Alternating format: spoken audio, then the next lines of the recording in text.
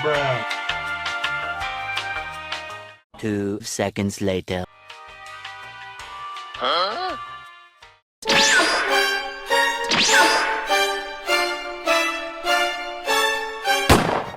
Obviously, you wouldn't be able to do that in-game, but making yourself unpredictable in COD Mobile is accompanied by making the right split-second decisions. How? In a way, you're gonna have to think about what enemies think about you thinking about them. What? Bro, what are you talking about, man?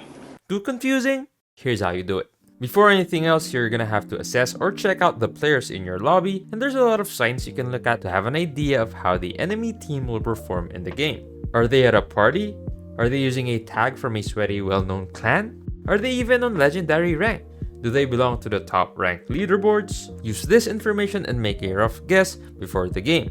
The match begins. As you engage in gunfights, try to look at the kill feed to identify what guns the enemy teams are using. If you see your teammates dying from a single player, you might want to up your game and take that player head on. You can also analyze your first few engagements on how players position themselves, if they have good gun skill and all that. From all the information gathered, you can adjust the level of thinking you need to be at so you can be one step ahead of them. You'll know how to position yourself based on your gun and gun skill to beat enemies, whatever playstyle or weapon they may be using.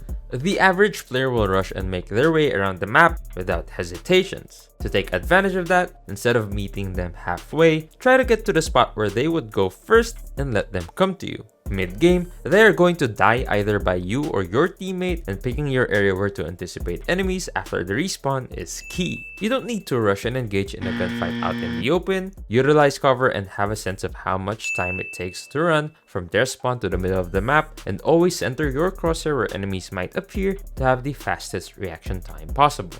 You hit some of your shots on an enemy. They are low in health but manage to run away. What do you do? A. Chase them, or B. Hold your position. If you chose A, here are some of the things that might happen to you. Either you get knifed, you get concussed, die by lethal equipment, or you chase and finish the kill only to get traded by his teammate.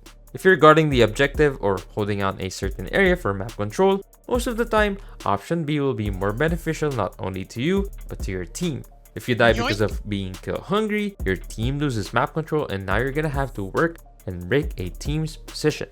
If you're being sneaky around the map and you've managed to kill multiple enemies in a single area, enemies will try to get revenge and chase your position.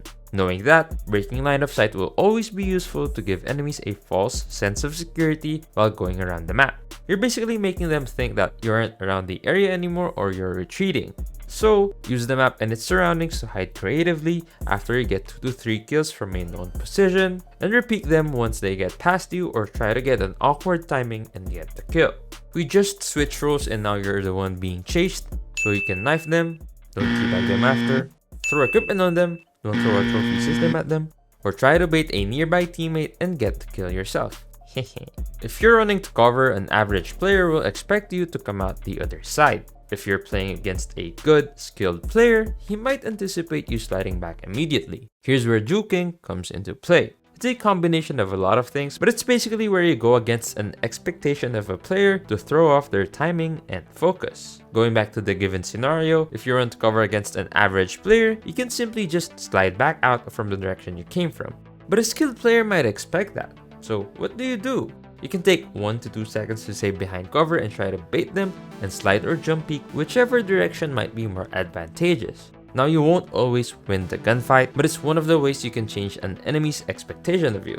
Next gunfight you get, he'll be second guessing himself and predicting the things you're gonna do, giving you the opportunity to play with the opponent's brain.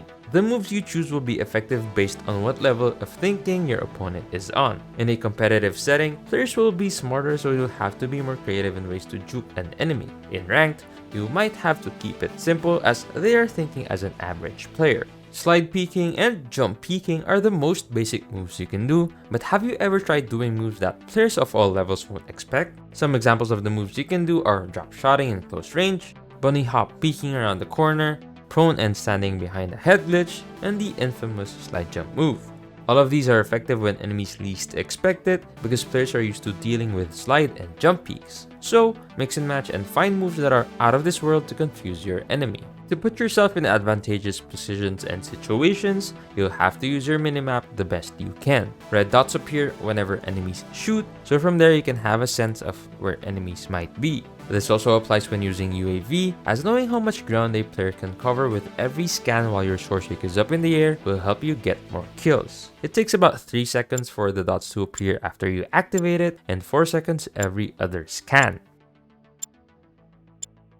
Having a lower map zoom can also show you a larger portion of the minimap, giving you more information than if you were using a higher map zoom. I personally use 64 map zoom. Try to find the one that works for you. Keep this in mind to anticipate enemies better and use it as a cue of when to walk or run around the map. A player won't be expecting a gunfight right after he respawns, and you can take advantage of that by going near enemy spawns, but with a catch. In doing so, you should know how to avoid flipping the spawns so your team can do the dirty work, capture objectives, and get into position. Some common examples are inside the enemy house in Noob Town, but this area in slumps is also great to cut off enemies because this is where they usually go through, or back alley in standoff if the enemy has the A flag. You can cut them off if they go through mid via this head glitch, or catch them off guard in back alley. Another spot can be around tractor. Just be mindful of how you reposition yourself after each gunfight. One way to know where you can position yourself near spawns without flipping is watching pro gameplay. Minimaps are usually shown, and at times pro teams purposefully flip spawns, so try to find what triggers spawn flips in order to avoid it so you can preserve your team's map control while you get all the kills you want. Players won't expect you to roam around areas where it's really quiet. Providing spacing for your team and filling the gaps in your team's positioning will help your teammates more than you think. If you manage to kill enemies while being far away, your team can set up and play objectives. When the enemy team gets tired of chasing you, your teammates will be ready for them and you can flank them while they are preoccupied. Being far from teammates also means you can practice your individual decision making and you get all the kills because no one's there to steal them from you.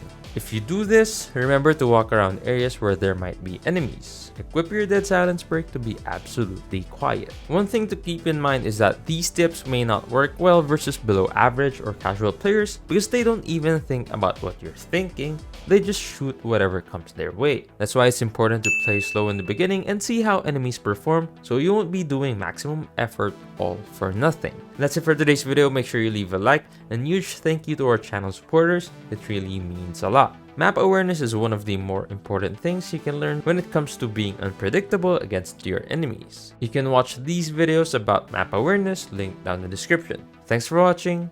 I'll see you in the next one. You know what's unpredictable? Not using persistence.